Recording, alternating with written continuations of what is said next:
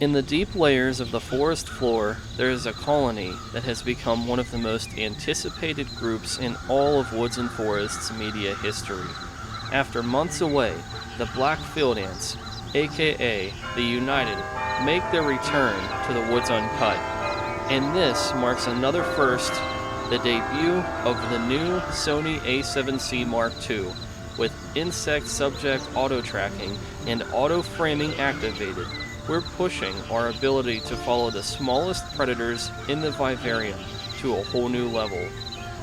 We're going to explore the United's ant colony and their outworld in a way unlike we've ever done before.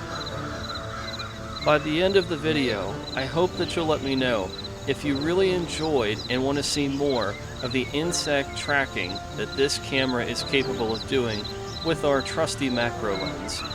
Keep that in mind as you're watching the video, whether it's filming the ants or even the toads. For most keeper, an ant colony is kept to grow, to watch, and to marvel at. But for us, the black field ants aren't just another colony. They are one of the only species in the Woods Uncut with a dual rule. They're both pets and prey. That's what makes the United so special. Their success is directly tied to the success of the toads.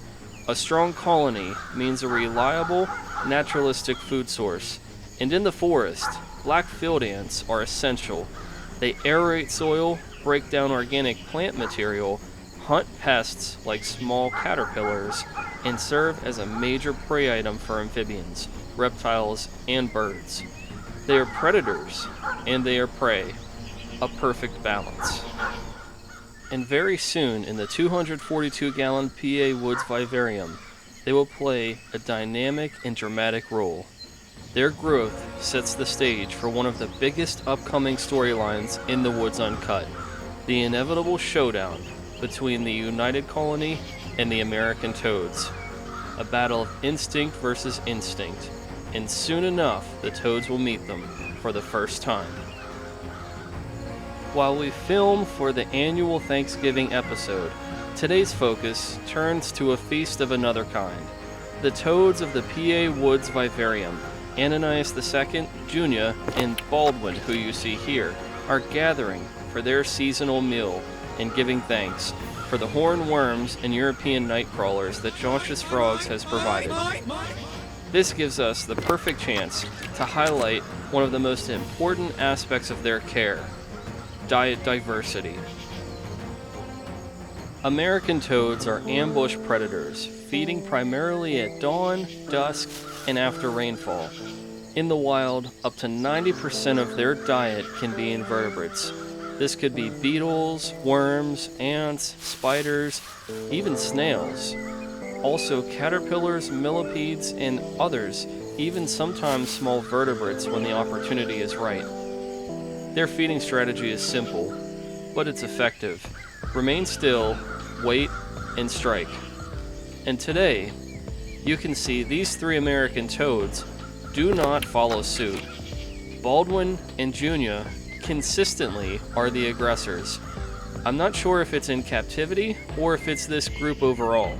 I don't normally see American toads running around and chasing their prey items. Usually the females will do this in captivity, but this is the first time that Baldwin and Ananias have shown me males will also display this type of hunting tactic as well. Whether this is a strategy they developed to compete with Junia in captivity, which makes this artificial, or this is something that we don't usually see, but still a naturalistic behavior from American toads in the wild, it still beats me. But we have the opportunity to see these American toads, whether it's day or night, whether they feel comfortable enough to come out, or they're just that hungry and fantastic hunters. It doesn't really matter to me what the circumstance is. All I know is I'm privileged with the opportunity of seeing my American toads hunting and interacting with each other and the enclosure unlike ever before, and it's something that I marvel at every time I get the chance to see them. The only reason why this American toad trio is so successful and so voracious is because of the varied diet and how gut-loaded and nutritious the inverts are that these guys consume. The diet begins with a foundation that mirrors the diversity of the wild. First and foremost, the dubia roach colony that we've had since 2021, which is the protein powerhouse. This is the primary item that these American toads generally eat. The roaches are gut-loaded with fruit and veggies, mostly apples being their favorite, and then blueberries and raspberries. I also offer the high calcium Missouri gut load, and I'm experimenting with the European earthworms and also the dubia roaches consuming the Missouri earthworm diet. I've heard good things about it, but have yet to see any results, but I'll report back on that at another time. Following the dubia roaches are the hornworms, the hydration and soft body nutrition. Silkworms, one of the most balanced feeder insects available. Reptiworms, or black soldier fly larvae, naturally high in calcium. European nightcrawlers, the toad's wild staple. You can generally find American toads consuming earthworms, field crickets, roaches like wood roaches, and even ants in the wild. You might be surprised to learn that I feed the majority of these feeder insects to the toads every time I get the chance. They're always consuming the variety in each opportunity they get the chance to eat. They get 1 or 2 hornworms, they'll get some black soldier fly larvae, they'll get 1 or 2 European night crawlers, they'll get a few small roaches, or they'll get the chance to hunt grasshoppers, which stimulates them time from time since they don't have crickets anymore. And eventually, they're going to get a chance to hunt one of the most naturalistic prey items that they hunt in the wild inside the PA Woods Vivarium. Field ants. Black field ants and carpenter ants hypothetically make up the majority of the American toad diet in the wild, according to some research articles that flushed the stomachs of American toads. They found ants and beetles were the majority of the prey items. As I've been doing deep dives into the research about the American toad diets in the wild, it's unclear whether or not the black field ants and carpenter ants and other species make up more than 50% of the diet through the entire field season, or if it's only at certain times whenever they're the most plentiful. You have to wonder, all the ants that are out there in the woods and forests across Pennsylvania, there's very likely more ants than anything else that American toads would come across. And especially if they're ambush predators, it would make a lot of sense to hunker down and wait for the field ants to come to you. And as they're marching one by one, the American toads get the chance to pick them off and basically have an all-you-can-eat black field ant buffet. I have to interrupt our programming to discuss a situation taking place inside the PA Woods Vivarium. I was very surprised to see the aggressive and dominant behavior from Junia as Baldwin was just trying to pull in a horned worm. Junia struck him to the point where he ended up falling into the water dish, and she stood over top of the water dish, almost acting like he better not get out if he knows what's good for him. I've already filmed Junia wrestling him to the ground, and I've seen such dominant behavior from her. It's almost like she thinks that she owns him, and it does make me concerned time from time. Even in a 240 plus gallon enclosure, the American toads sometimes can still get in each other's way. That's why I always try to preach on this channel that less is actually more. Even with 3 American toads inhabiting these lands, it seems like it can be a little bit crowded. The one remarkable thing that I've seen is that Junia does not bully Ananias. Because I think he stands his ground and he's outcompeted her, she somehow seems to respect him, or she's more tolerant of allowing him to do whatever he pleases. It's not like there's anything she can do to stop him. Their ongoing rivalry has proven since Season 1 that there's nothing that she can do to take the throne, at least not yet. But Ananias has shown some attitude and some heart and even personality because he's the only male American toad that I've seen strike at a female and challenge her and cause her to stand down. She's actually run away from him whenever he's come after her, which is something I never thought I would see in captivity.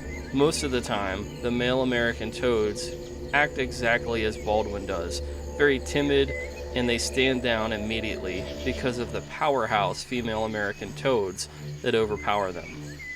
However, that's not the case, and this might be a one-of-one scenario. Making his introduction into episode 2 of season 2 is the patriarch of these lands, the animal who dominates and runs the game. Nothing runs through the woods without the approval of its leader, Ananias II. This male American toad is the epitome of an ambush predator, but the way that he strikes with such ferocity and such power and precision, it makes you wonder how an animal like him, who people often think to be mindless, can be so calculated and so strategic, and he puts on a show every time we observe him hunting. He was so powerful, he actually knocked my camera inside the enclosure to the ground, and it fell. Because of his personality, it should serve as no surprise the place where Ananias hides and dwells whenever there's no food is behind the posted sign. It's almost like he's saying, this is my private property and no trespassing. This is my woods. I can't believe of all the places to hide, to burrow, to dig, and to get into all the nooks and crannies, he decided to make behind the posted sign where he sleeps and where he dwells whenever there's nothing else and no action going on inside the enclosure. The aura that this little American toad has is truly unmatched. What you see in front of you in Ananias II today is the result of experience. He's been with us a little bit longer than Baldwin. He's faced Junia more times than we can count. He's survived storms, enclosure changes, substrate shifts, temperature cycles, and hunting tests that would have overwhelmed a lesser toad. Let's not forget, he was wild. He survived roads. He's also survived coyotes, owls, bullfrogs, and other predators. But his strength doesn't come from being the largest or the most aggressive. It comes from endurance, from patience, and from instinct that has sharpened year after year.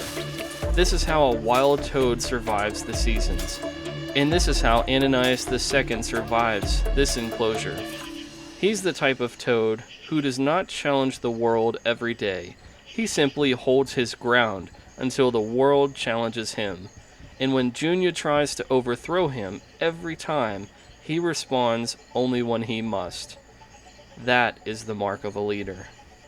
For the first time in PA Woods Vivarium history, a living organism is preparing to challenge the toads, not with movement, but with chemistry. The oyster mushroom. This mushroom, famous in forests for its ability to trap and consume nematodes, is about to become an upcoming star of a new scientific experiment on the show. We're stepping into uncharted territory. Join us next time as we return to the PA Woods Vivarium to check on the oyster mushroom experiment. A first for the series, a first for the channel, and a brand new frontier for the forest floor inhabitants of the Woods Uncut. Happy Thanksgiving from Woods and Forests Media. Don't forget to like and subscribe and share with your friends. We'll see you in the next one. Thanks.